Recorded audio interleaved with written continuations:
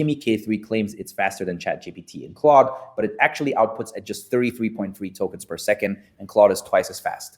0 of 5 claims fully hold up, and that number alone should make you pause before you commit. Moonshot AI just dropped Kimi K3 with some bold promises, and people are actually switching workflows over to it right now. So I went through all 5 of its boldest claims to see which ones hold up, using verified third-party benchmarks and official docs, no vendor money involved. Honestly, the part that got me was the easy win I was most confident about turned out to be the one I couldn't verify at all, and that one matters more than you think. All right, so who's actually deciding on this right now? Developers looking to cut API costs, researchers who need to process huge documents, and teams building on top of Chinese language workflows. If these claims are hype and you've already swapped your stack over, that's real money and real time lost. So let's find out what's actually true. Claim 1. Kimi K3 processes 50 plus pages with no loss of context or accuracy. If that's wrong, you get a model that confidently summarizes a 100-page contract and quietly drops the clause that matters most. And you'd never catch it unless you already knew what to look for.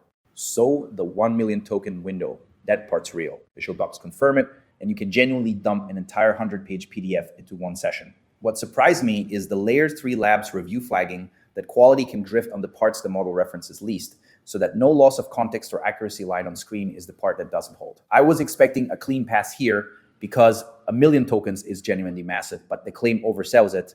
The window is real, the accuracy guarantee is not. This claim falls short. 0 of 1 claims holding up so far, and that's a rough start for Kimi K3. Claim 2.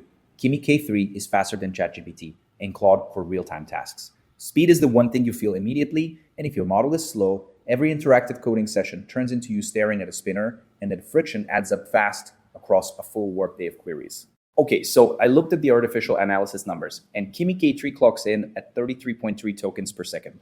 Claude Fable 5 is roughly twice that, and Claude Opus 5 starts a task in about 1/3 the time. The ChatGPT comparison has no source data at all, so that part of the claim is just unverified. Now, to be fair, if you're doing deep research or batch document processing, where you're not sitting there waiting on each token, the speed gap matters a lot less. It's really only painful when you need back and forth like live coding or real-time Q&A, so take the speed hit with a grain of salt, depending on your actual workflow. Honestly, I was expecting this to be close, but 33.3 tokens per second against a competitor that's literally twice as fast is not close at all. This one falls short, no question, and that puts us at 0 of 2 claims holding up. Speed is probably the most day-to-day painful one on this list. Claim 3, Kimi K3 handles Chinese language nuance better than Western AI models. If you're building a product for Chinese-speaking users and this claim is wrong, you end up shipping something that sounds slightly off to native speakers. And that kind of cultural mismatch can tank trust fast in a way that's really hard to recover from.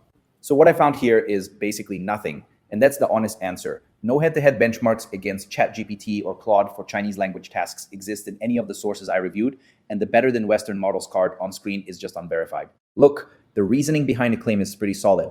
A model built natively by a Chinese company very likely has strong Chinese language training data, and native speakers in the community do praise it, but plausible and proven are 2 different things, and right now we just don't have the comparative data to call it either way. I was expecting either a clear win or a clear loss, and what I got instead was a wall of no data. So this one lands as partially true because the reasoning is sound, but the proof isn't there.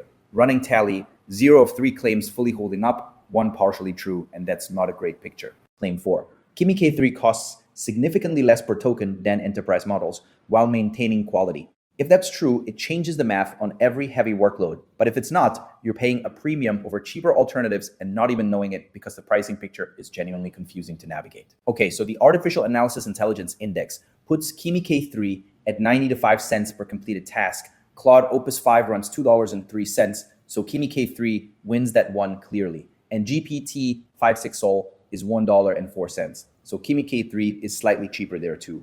But GPT 5.6 Terra is only 34 cents per task, which means Kimi K3 is nearly 3 times more expensive than Terra. I was expecting a straightforward win on cost, and it's way messier than that. Cheaper than Opus 5, yes. Cheaper than everything, no. And the quality comparison is completely unverified. So this one's partially true. That puts us at 0 of 4 claims fully holding up, 2 partially true, and mixed bag doesn't even cover it. Claim 5, Kimi K3 does real-time web search and cites sources more reliably than competitors. If the citations are wrong or hallucinated, you're building reports on bad sourcing, and that's the kind of thing that gets embarrassing fast when someone actually checks your work. So the web search part, that's real.